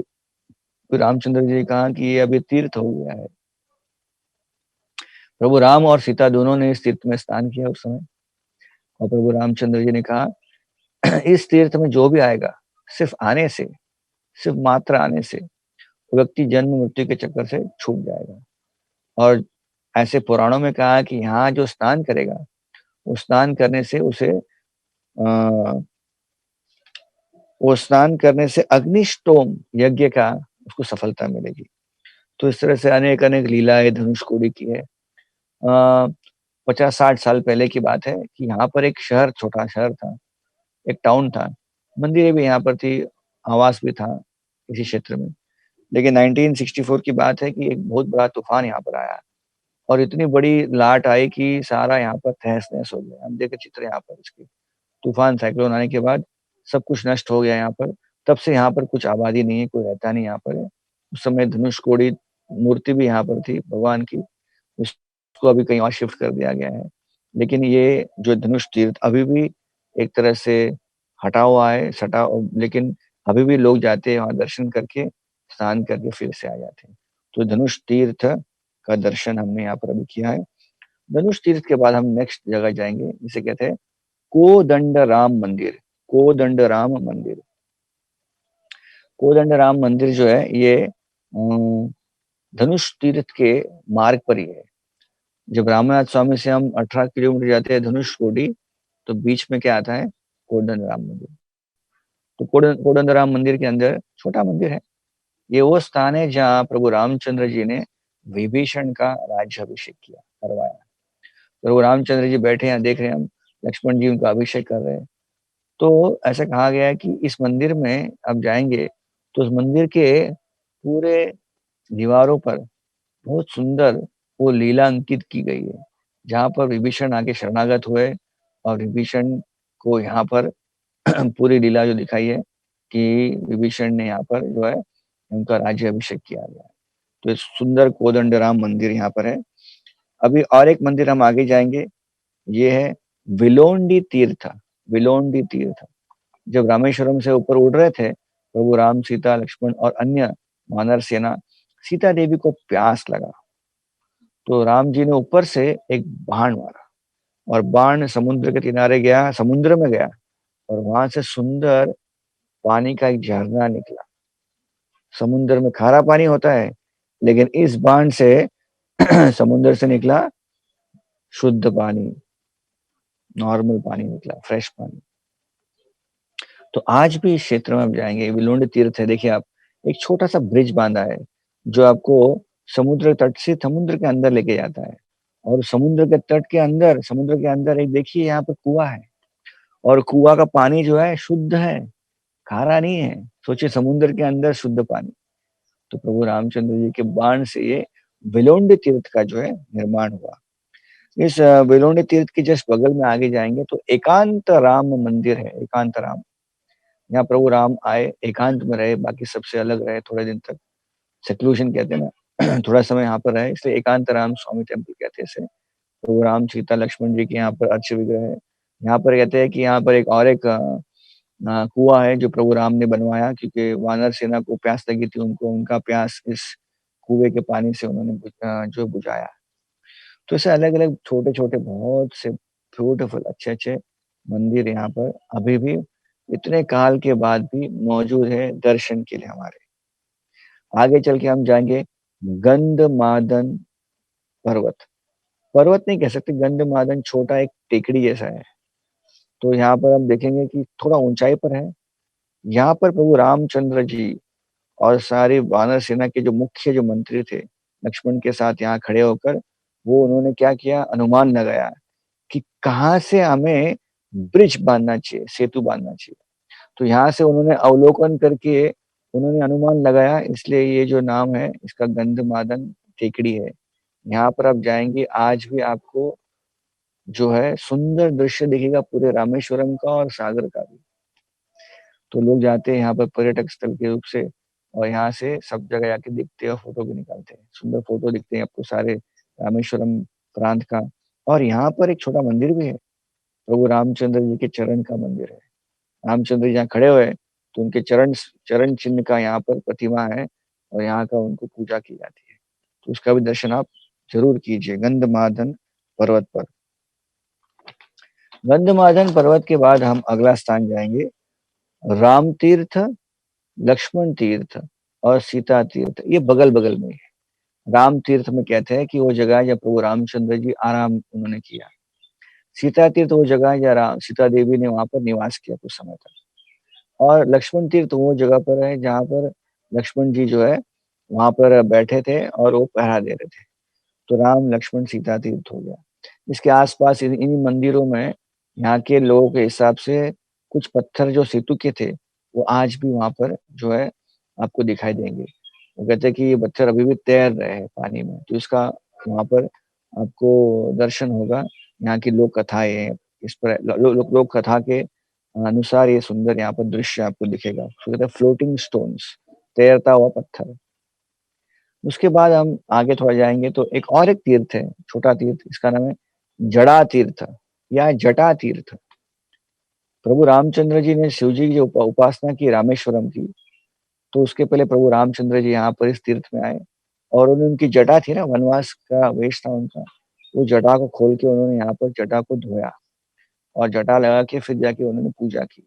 इसलिए इस जटा के धोने से इस तीर्थ का नाम पड़ा जटा तीर्थ या दक्षिण अ दक्षिण भा दक्षिण दक्षिण भाषा में इसे कहते हैं जड़ा तीर्थ। तो जटा तीर्थ भी हो गया। तो इस तरह से रामेश्वरम द्वीप के सारे हमने आज दर्शन स्थल जो है, उनका दर्शन श्रवण मात्र से कर लिया। अब हम रामेश्वरम से थोड़ा बाहर जाएँगे और रामेश्वरम के आस-पास भी बहुत से अनेक स्थान हैं। तो चलिए हमारी गाड़ी निकल रही है रामेश्वरम से, फिर से हम समुद्र को लांघ कर अभी ब्रिज से जाएँगे, फिर से भारत के मेन प्रांत में और जैसे हम रामेश्वरम से भारत में फिर से प्रवेश करेंगे भारत के मेन प्रांत में, देश में, तो सबसे पहला जो जिला आता है वो है रामनाथपुरम। तो रामनाथपुरम पहुँचने तक बहुत समय लगता है क्योंकि समुद्र किनारा है, बड़ा अच्छा दृश्य है जब हम ट्रैवल करते हैं तो। आप देखेंगे आपके सब जगह इर्द-गिर्द आपको ताल के वृक्ष दिखेंगे और आपको एक नदी भी दिखेंगी। वो नदी कौन-सी नदी है? वो नदी का नाम है वैगई। वैगई या फिर उस नदी को कहते हैं कि उस नदी का नाम कृतमाला भी है। कृतमाला भी उस नदी का नाम है और ऐसे कहा गया कि ये नदी जो है मदुरई से आई हुई नदी है, बड़ी पवित्र नदी है और समुद्र में मिलती है इस जगह पर, कहाँ पर? रामनाथपुरम में।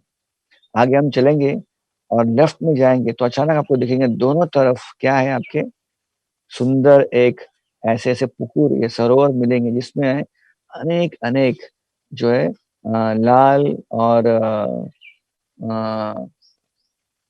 पिंक कलर के आपको जो है कमल के फूल मिलेंगे। हुँ, गुलाबी कलर के कमल के फूल मिलेंगे वहाँ पर। सुंदर नज़ारा होगा और इस बीच में आप चलते जाएँगे, तो बाद में आपको एक सुंदर भव्य मंदिर मिलेगा। इसे कहते हैं तिरुप्पुरानी मंदिर। तिरुपुरानी शब्द क्या है? तो इसका हम उल्लेख बाद में करेंगे।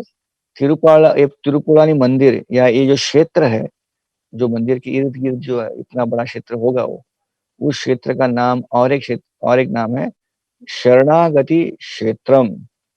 शरणागति क्षेत्रम यानी इस क्षेत्र में विभूषण आए और प्रभु रामचंद्र जी की उन्होंने शरणागति ली। इसी क्षेत्र में, इसी आस-पास में और इसी क्षेत्र में समुद्र ने भी प्रभु रामचंद्र जी की शरणागति ली। ये 2 सुंदर कथाएँ इस क्षेत्र में हुई और ये क्षेत्र यहाँ पर है जहाँ पर ऐसा कहा गया है कि विभीषण के मार्गदर्शन में इस क्षेत्र में ऐसा कहा गया है कि विभीषण ने अंदाज़ दिया तो प्रभु रामचंद्र जी इसी क्षेत्र से जो है सेतु बाँधने का जो शुरुआत की। ये सारी चीज़ों का हम अभी दर्शन करेंगे। आशा करते हैं आप हमारे साथ में अभी भी है।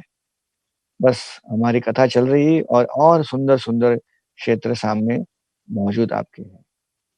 तो ये शरणागति क्षेत्र कहा गया है क्योंकि विभीषण आप जानते होंगे, ये बहुत बड़े भगवान के भक्त थे। जब रावण, शूर्पणखा इत्यादि राक्षसों ने तपस्या की ब्रह्मा जी की और अनेक-अनेक बड़े-बड़े व्रत प्राप्त किए, तो विभीषण ने उस समय वरदान प्राप्त किए। तो विभीषण ने उस समय वरदान माँगे ब्रह्मा जी से कि उन्हें जो है भगवान की आराधना करनी है, भगवान की सेवा में उनको कार्यरत होना है। तो ब्रह्मा जी ने कहा कि आपका जो इच्छा है पूरा होगा और आपको एक बहुत बड़ा एक ऐसा चांस मिलेगा, इस सेवा करने का आगे चलकर। और ब्रह्मा जी ने कहा विभीषण जी, आपको मेरी तरफ से मैं वरदान देता हूँ कि आप चिरंजीव रहेंगे। हाँ, जब तक ये पृथ्वी का प्रलय नहीं होता है, तब तक आप जो है इस सृष्टि में रहेंगे और आप अमरता का आपको जो है वरदान प्राप्त होगा जब तक प्रलय नहीं होगा। तो चिरंजीव के रूप में विभीषण अभी भी मौजूद है। विभीषण अभी भी लंका में रहते हैं, गुप्त रूप से। और ऐसे कहा गया है कि वो दर्शन प्राप्त करने के लिए प्रति दिवस जगन्नाथपुरी जाते हैं, प्रति दिवस श्रीरंगम जाते हैं, प्रति दिवस रामेश्वरम भी आते हैं। तो विभीषण जो है ये भक्त थे। तो जब लंका में थे, तो ऐसा कहा गया है कि वो एक अनोखे राक्षस थे। लंका में सारे राक्षस बड़े क्रूर थे, लेकिन विभीषण बड़ा दयावान था, बड़ा कृपालु था, बड़ा सज्जन था। तो जब रावण ने राम की सीता को अपहरण किया, तो सारे लोगों ने रावण को बधाई दी, लेकिन विभीषण ने रावण को उस समय चेतावनी दी थी। रावण नहीं माना। चेतावनी के उपरांत अब राम की सेना समुद्र की तरफ आ गई थी, तो समुद्र पार करना था। तो उस समय विभीषण ने फिर से चेतावनी दी कि राम अभी यहाँ आ गए और कुछ समय के बाद राम जो है भगवान विष्णु का अवतार है। ये कुछ भी करके यहाँ पहुँच जाएँगे, तुम्हारा विनाश हो जाएगा, सारा तुम्हारा लंका का विनाश हो जाएगा, सारे लोग मारे जाएँगे और इसका दोषी आप ही होंगे। तो उन्होंने विभीषण को सलाह दी, मान जाइए, सीता को दे दीजिए और ये युद्ध टल जाएगा। उस समय ऐसा कहा गया है कि रावण को बड़ा क्रोध आया। सारे जो वहाँ पर जो बैठे थे रावण के चमचे लोग, वो सब रावण को बोलने लगे, "अरे! रावण इतना बड़ा शक्तिशाली है और तुम कह रहे हो कि राम से डरना चाहिए उसे।" फिर इंद्रजित उड़ गया और उसने क्रोध की अवस्था में रावण का बड़ा जय-जयकार किया, विभीषण की उपहास किया। तो विभीषण बोले, "ये छोटा बच्चा है, इसको क्या बताएगा? कल का दूध पीता बच्चा है।" तो विभीषण ने उसे बहुत डाँटा। तो विभीषण ने जब इंद्रजित को डाँटा, तो रावण और क्रोधित हो गया और जाके उसने विभीषण को लात मार के नीचे गिरा दिया। तो जब लात मार के नीचे गिरा दिया, तो विभीषण को बड़ा दुःख हुआ। रावण ने कहा, "नज़र से हट जाओ, तुम जो हो ये अ, आप शत्रु का पक्ष ले रहे हो। आपको इस लंका में रहने का कोई जो है साहस नहीं है, कोई आपका रहने का स्थान नहीं है, आप यहाँ से निकल जाओ।" तो विभीषण को निकाल दिया राज्य से। तो फिर विभीषण अंदर मन ही मन खुश हो गए, चलो अच्छा है, इस दुष्ट के साथ कौन रहेगा? तो विभीषण अपने 4 मंत्री, जो उनके बड़े पर्सनल, बड़े निजी मंत्री को लेकर वायु मार्ग से आए रामेश्वरम के इस तरफ, रामनाथपुरम एरिया में। और इस क्षेत्र में आके ऊपर से जब आ रहे थे, शरणागति मुद्रा में जब आ रहे थे, तो प्रभु रामचंद्र जी ने देखा, सारे वानरों ने देखा। सुग्रीव ने बताया रामचंद्र जी को कि वो शरणागति की अवस्था में आ रहे हैं। तो रामचंद्र जी ने सारे वानरों से पूछा, आप सबका क्या राय है? सारे वानरों ने एकमत होकर कहा कि एक असुर पर हम विश्वास नहीं कर सकते। आज वो अपने भाई का त्याग करके आ गया है, कल हमारा भी त्याग कर सकता है, तो इसीलिए उससे मत लीजिए। फिर रामचंद्र जी ने हनुमान से पूछा। हनुमान जी बोले, देखो मैं जब लंका गया था, तो विभीषण को मैं देखा, बड़ा जो है आपका भक्त है। और रावण जब गलती कर रहा था, तो विभीषण उसे समझा रहा था, लेकिन रावण समझ नहीं रहा था। तो विभीषण अच्छा आदमी है, उसे स्वीकार कर लीजिए, ये हमें बड़ा काम आएगा, हमारे बहुत बड़े काम आएगा। तो राम जी ने फिर कहा, हनुमान जी आपके मत से मैं सहमत हूँ। और राम जी ने बाद में एक ऐसा सुंदर घोषणा की कि मैं घोषणा करता हूँ कि जो भी सिंसियरली बड़े प्रामाणिक रूप से मेरी शरण लेता है और वो कहता है कि भगवान मैं आपके शरण में आ गया हूँ। राम जी ने कहा मैं उसे कभी अस्वीकार नहीं कर सकता, उसे स्वीकार करना ये मेरा कर्तव्य है, उसकी रक्षा करूँगा मैं। और यदि रावण भी अभी आकर मेरी शरणागति लेता है, तो उसके सारे अपराधों को मैं माफ़ कर दूँगा और उसे शरण दूँगा। तो ये सुंदर जो श्लोक रामायण में आता है, ये सुंदर श्लोक प्रभु रामचंद्र जी ने इसी क्षेत्र में, तिरुपलानी के आस-पास, इस क्षेत्र में उन्होंने ये श्लोक गाया था। चलिए हम मंदिर में प्रवेश करते हैं, तिरुपलानी मंदिर में। इस मंदिर के अंदर 3 अर्च विग्रह हैं। सबसे पहला आदि अर्च विग्रह है, वो आदि जगन्नाथ या कल्याण जगन्नाथ और पद्मासिनी देवी, लक्ष्मी देवी का विग्रह है। क्षमा कीजिए। उसके बाद दूसरा विग्रह है दर्भाशयन राम और तीसरा विग्रह है पट्टाभी राम। तो जो आदि जगन्नाथ या कल्याण जगन्नाथ विग्रह है, ये प्राचीन विग्रह है, त्रेता युग से पहले का विग्रह है। प्रभु रामचंद्र जी जब इस क्षेत्र में आए थे प्रभु रामचंद्र जी जब इस क्षेत्र में आए थे, प्रभु रामचंद्र जी के समय भी ये क्षेत्र, ये मंदिर था, यहाँ पर छोटा मंदिर था और ये अर्च विग्रह भी यहाँ थे। ये अर्च विग्रह के सामने प्रभु रामचंद्र जी ने आशीर्वाद मांगा और ये भगवान जी का जो मूर्ति है, इन्होंने भगवान रामचंद्र जी को एक धनुष सारंग दिया और कहा कि ये सारंग आपको काम आएगा आपके युद्ध में। तब से ये मंदिर है, तब से ये भगवान का अर्च विग्रह कल्याण जगन्नाथ भगवान तब से है। ऐसे कहा गया है कि भगवान रामचंद्र जी के पहले से ये विग्रह पूजा गया था। दशरथ महाराज भी यहाँ पर आए थे। जब दशरथ महाराज जी को कोई पुत्र नहीं हो रहा था तो सब ऋषि मुनियों मुनियों ने उनको यहाँ पर लेके आए थे और उन्होंने इस भगवान के सामने प्रार्थना गाई थी। उस प्रार्थना के बाद उन्हें कहा गया था पुत्र कामेष्टि यज्ञ करने के लिए और तत्पश्चात पुत्र कामेष्टि यज्ञ के बाद उन्हें 4 पुत्र मिले, राम, लक्ष्मण, भरत और शत्रुघ्न। तो ऐसा कहा गया है कि इस तरह से ये भगवान के अर्च विग्रह उस समय से पूजित है। उसके बाद यहाँ पर दरबारशयन राम का मंदिर है। सुंदर भगवान का मूर्ति है। भगवान के अनेक आपने अर्च विग्रह देखे होंगे, भगवान अनंत शेष पे सोए हुए हैं। यहाँ पर भी वही विग्रह है, राम जी सोए हुए अनंत शेष पर। लेकिन यहाँ कुछ खास है। इस अनंत शेष और राम जी के बीच में भगवान ने एक दर्भ शयन यानी दर्भ घास का एक शैया बनाया है। ऐसा कहा गया है कि विभीषण जब यहाँ शरणागत हुए, विभीषण ने बाद में मार्गदर्शन दिया, प्रभु रामचंद्र जी से कहा आपको इस समुद्र को लांघ कर जाना है लंका में। तो विभीषण ने कहा आप समुद्र देव से आप प्रार्थना कीजिए और उनसे स्थान मांगिए, राह मांगिए समुद्र से निकलने का। तो प्रभु रामचंद्र जी इस क्षेत्र में बैठे थे और उन्होंने दर्भ शयन, दर्भ घास के चटाई पर बैठकर वो तपस्या करने लगे, स्मरण करने लगे समुद्र देव का। और रात को भी वो इस चटाई पे वो शयन करते थे तपस्या रूप में। 3 दिन 3 रात तक कुछ खाया नहीं, कुछ पिया नहीं। तो यहाँ पर उसी को स्मरण करते हुए यहाँ पर वो रामचंद्र जी जो है अक्सर अनंत शेष पर शैया पर लेटते हैं, लेकिन यहाँ पर अब दरबा शयन पे अनंत शेष के ऊपर दरबा शयन है और उस पर लेटे हैं। दर्भ शयन मीन्स जो दर्भ के शयन, दर्भ पर शयन कर रहे हैं। और उसी तरह तमिल में इसे कहते हैं तिरुपुरानी। तिरु मीन्स भगवान और पुल आनी, आनई और पुल यानी ग्रास यानी घास और आने यानी शयन करना। तो तिरुपुरानी मंदिर का नाम भी इसी लीला से प्रकट हुआ है। तो ये भी यहाँ पर मूर्ति भगवान की सुंदर यहाँ पर दर्शनीय मूर्ति है। और तीसरा मूर्ति है पट्टाभिराम, जिसे कहते हैं कि भगवान रामचंद्र जी का जब अयोध्या में राज्याभिषेक हुआ तो उसका जो वो प्रभाव था, सुंदर आलोकन था, अवशेष था, जो प्रभु रामचंद्र जी का, राम, सीता और लक्ष्मण मानो राम दरबार, जिसकी यहाँ सुंदर मूर्ति अर्च विग्रह की यहाँ पूजा होती है। पट्टाभिराम मंदिर, पट्टाभिराम भगवान का यहाँ पर अर्च विग्रह है। तो 3 अर्च विग्रह है, कल्याण जगन्नाथ स्वामी, दूसरा दरबाशयन और तीसरा पट्टाभिराम। तो जब प्रभु रामचंद्र जी ने समुद्र की उपासना की, 3 दिन 3 रात हो गए लेकिन समुद्र देव प्रकट नहीं हुए। तो प्रभु रामचंद्र जी को क्रोध आ गया समुद्र पर।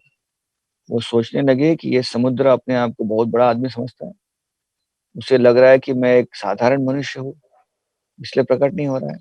और इसी तरह से कुछ हो गया। समुद्र देव को पहचान नहीं पाए प्रभु रामचंद्र जी को।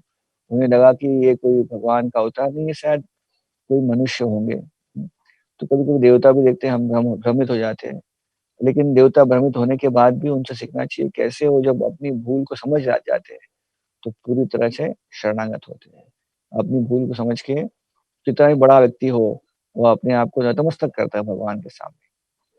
तो ऐसे कहा गया कि भगवान राम को क्रोध आया, उन्होंने 100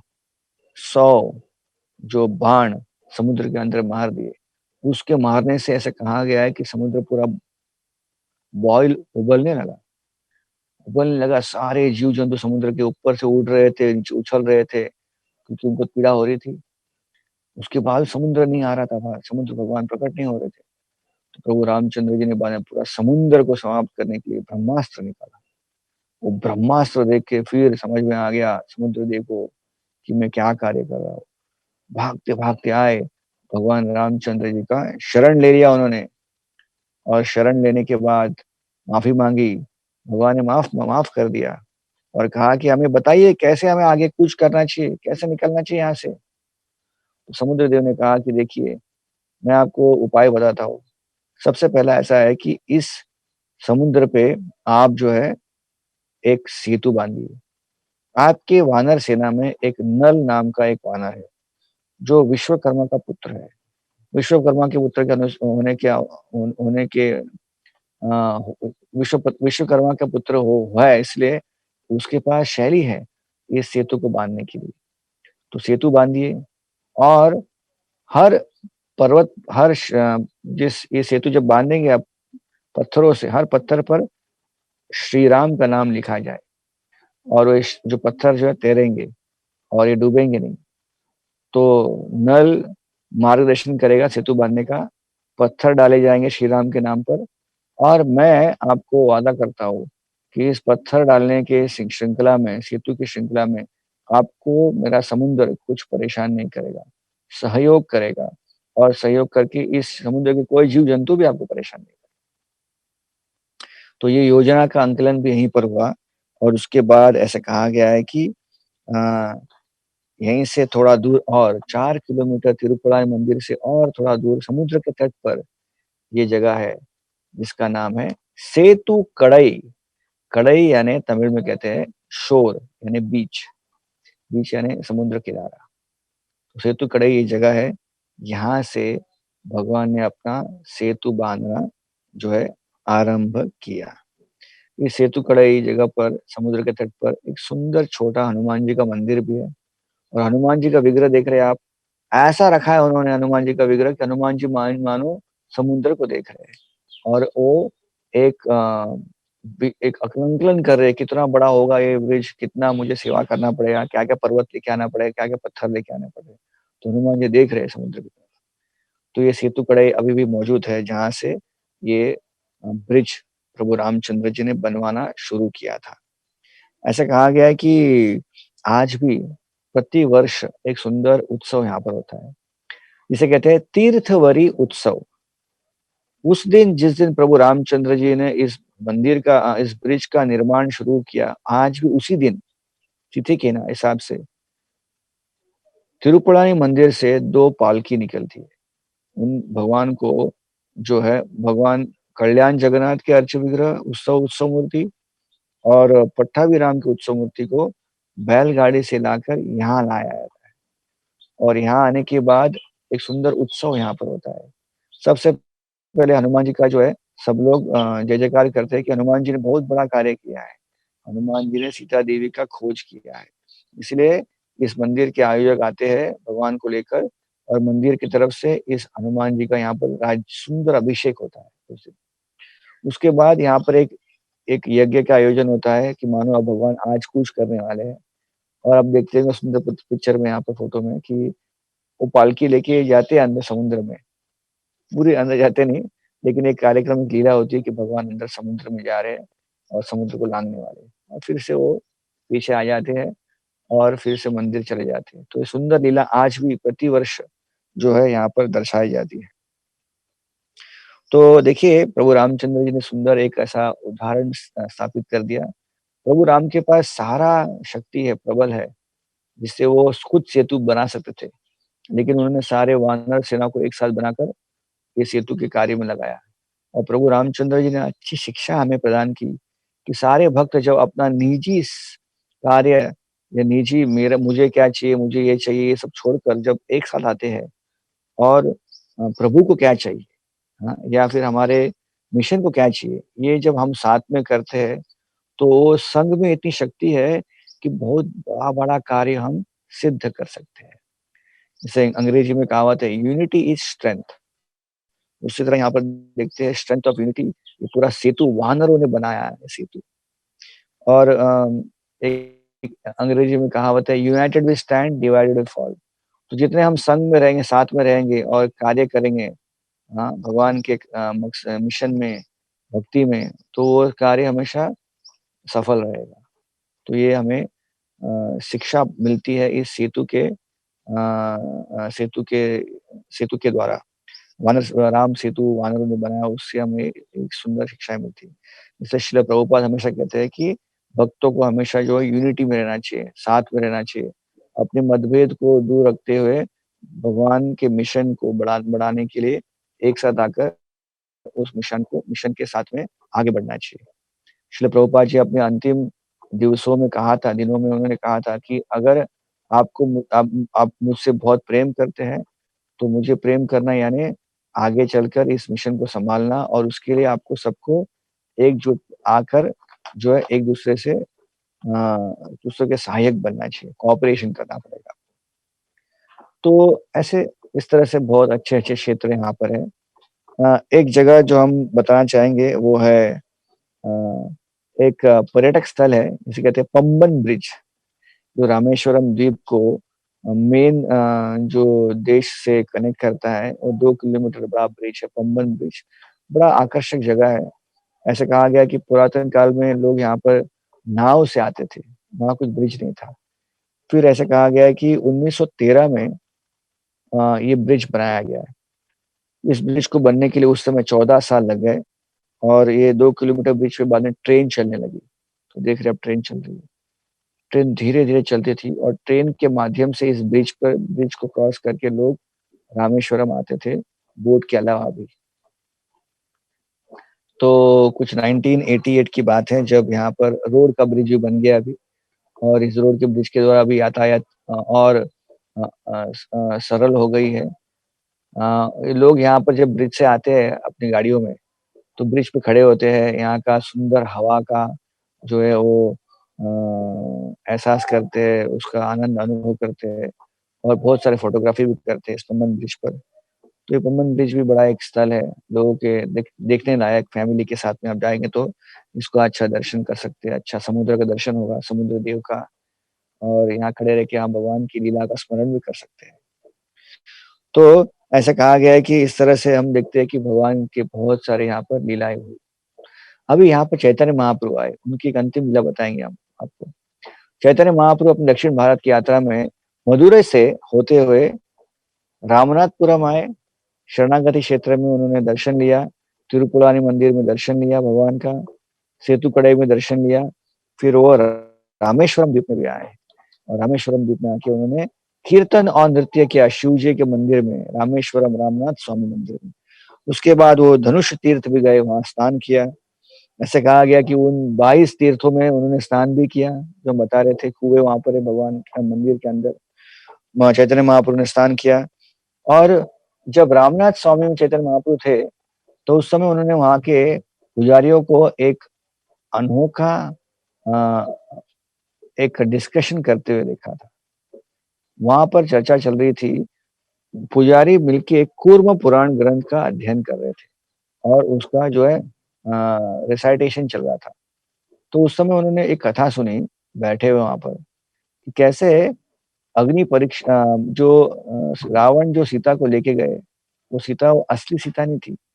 वो क्या वो कौन-सी सीता थी वो माया सीता थी और वो कहानी जो कुर्म पुराण में उल्लेखित है कि अग्निदेव आए थे और उन्होंने असली सीता को लेकर वो माया सीता को पीछे छोड़ गए और रावण ने इस माया सीता को अपहरण कर लिया। तत्पश्चात युद्ध के बाद फिर माया सीता प्रवेश कर गई अंदर अग्नि में और जो ओरिजिनल सीता है, वो बाहर आ गई। तो जब चैतन्य महाप्रभु ने ये कथा सुनी, तो बड़े खुश हो गए। चैतन्य महाप्रभु ने इस ग्रंथ का उस समय जो है, उन्होंने और एक कॉपी बनवाया। चैतन्य महाप्रभु जब मदुरै से यहाँ आ रहे थे, तो मदुरै में चैतन्य महाप्रभु को एक भक्त मिले थे, जो रामायण और राम जी के बड़े भक्त थे। वो रामायण पढ़ते थे जब प्रभु चैतन्य महाप्रभु जब मदुरै में थे, उस समय रामायण पढ़ते-पढ़ते इस भक्त ने राम और सीता का पंचवटी का अध्याय पढ़ रहे थे, नासिक का, और उसमें उन्होंने पढ़ा कि सीता को रावण ने अपहरण कर लिया। तो बेचारे वो लीला में इतने मग्न हो गए कि उन्होंने लीला को सुनते-सुनते सोचने लगे कि रावण ने सीता को अपहरण कर लिया, मेरा जीवन का उपयोग क्या है करके उन्होंने फास्टिंग चालू कर दी, उपोषण। चैतन्य महाप्रभु ने कहा कि आप प्रसाद क्यों नहीं ग्रहण कर रहे हो? तो उन्होंने कहा कैसे ग्रहण करूँ? इतना दुखी समाचार हो गया, सीता देवी का अपहरण हो गया। चैतन्य महाप्रभु ने फिर कहा उनसे कि ये जो है पुरानी बात है, लीला संपन्न हो गई है और सीता देवी जो है भक्ति है, ये भगवान की अंतरंग शक्ति है, इनका कोई अपहरण नहीं कर सकता है। ऐसे तत्व के द्वारा चैतन्य महाप्रभु ने बहुत अच्छे से समझा दिया उनको। समझा तो दे दिया, वो खुश हो गए, उन्होंने अपना उपवास तोड़ दिया। चैतन्य महाप्रभु मदुरै के बाद चैतन्य महाप्रभु फिर रामेश्वरम गए और रामेश्वरम जाने के बाद फिर यहाँ पर जब ग्रंथ देखे, चैतन्य महाप्रभु ने ग्रंथ लिया और मदुरै गए और मदुरै जाकर उन्होंने उस डिवोटी को बताया, मैं जो भी बता रहा था, अभी शास्त्र का प्रमाण देखिए, कूर्म पुराण में लिखा है कि वो माया सीता थी। तो वो भक्त तो ऑलरेडी खुश थे, सुखी हो गए थे, श्रद्धावान थे, लेकिन ये प्रमाण देख के और वो खुश हो गए। तो चैतन्य महाप्रभु ने इस तरह से अपने भक्त की सेवा की यहाँ पर। तो ये सेवा क्षेत्र है, भगवान भक्त की सेवा कर रहे हैं यहाँ पर। प्रभु राम ने अपने परम भक्त वैष्णवानाम यथा शंभु शिव जी की सेवा की यहाँ पर रामेश्वरम में। भगवान ने अनेक फिर कहा गया है कि या रामनाथ स्वामी की सेवा की भगवान ने। फिर यहाँ पर चैतन्य महाप्रभु ने भी सेवा की अपने भक्त की, मदुरै के भक्तों की। तो ये भगवान का बड़ा लीला, सुंदर लीला है कि वो अपने भक्तों की भी सेवा करते हैं। जिस तरह से कृष्ण भगवान ने सुदामा को देखा द्वारका में तो उनकी बड़ी सेवा की। ऐसे भगवान अलग-अलग अवतार में आते हैं और अवतार में वो भक्तों से इतना प्रसन्न होते हैं कि भक्तों की भी सेवा करने की इच्छा रखते हैं। तो ये भगवान का सुंदर सेवा क्षेत्र हम देखते हैं यहाँ पर और बहुत सीखने मिलता है हमको कि ऐसे हमें भगवान से सीखना चाहिए, किस तरह से हमें शरणागति लेनी चाहिए, किस तरह से हमें भगवान के भक्तों की सेवा करनी चाहिए। तो इस तरह से आज हमारा ये रामेश्वरम तीर्थ यात्रा संपन्न हुआ। कहने के लिए बहुत कुछ है, बहुत सारी कहानियाँ हैं, लेकिन समय कम है और हमारी बुद्धि भी कम है, तो इसलिए जितना होगा उतना बताया है। आशा करते हैं हम सब इस रामेश्वरम यात्रा से बड़े प्रसन्न हुए होंगे और हम प्रार्थना करते हैं भगवान से कि आगे चलकर हम इस यात्रा में वास्तविक रूप से जाएँगे और रामनाथ स्वामी भी जाएँगे। भगवान पहले पार्वती का दर्शन करेंगे, फिर शिव जी का शिवलिंग जो है कैलाश लाया हुआ हनुमान जी का उसका हम दर्शन करेंगे। सीता जी का शिवलिंग का दर्शन करेंगे। तीर्थों में स्नान करेंगे, धनुषकोडी जाएँगे, कोदंडराम टेम्पल जाएँगे, गंधमादन पर्वत जाएँगे, राम सीता लक्ष्मण तीर्थ, जटा तीर्थ जाएँगे, विदुंड तीर्थ जाएँगे, एकांत राम स्वामी टेम्पल जाएँगे, अग्नि तीर्थ जाएँगे, स्नान करेंगे उसमें। उसके बाद फिर ब्रिज के इस तरफ आकर रामनाथपुरम में तिरुपुरानी टेम्पल जाएँगे और सेतुपड़ई जाकर हम कृतार्थ हो जाएँगे। धन्यवाद। श्री रामेश्वरम धाम की जय। श्री सीताराम लक्ष्मण हनुमान जी की जय। श्रील प्रभुपाद की जय।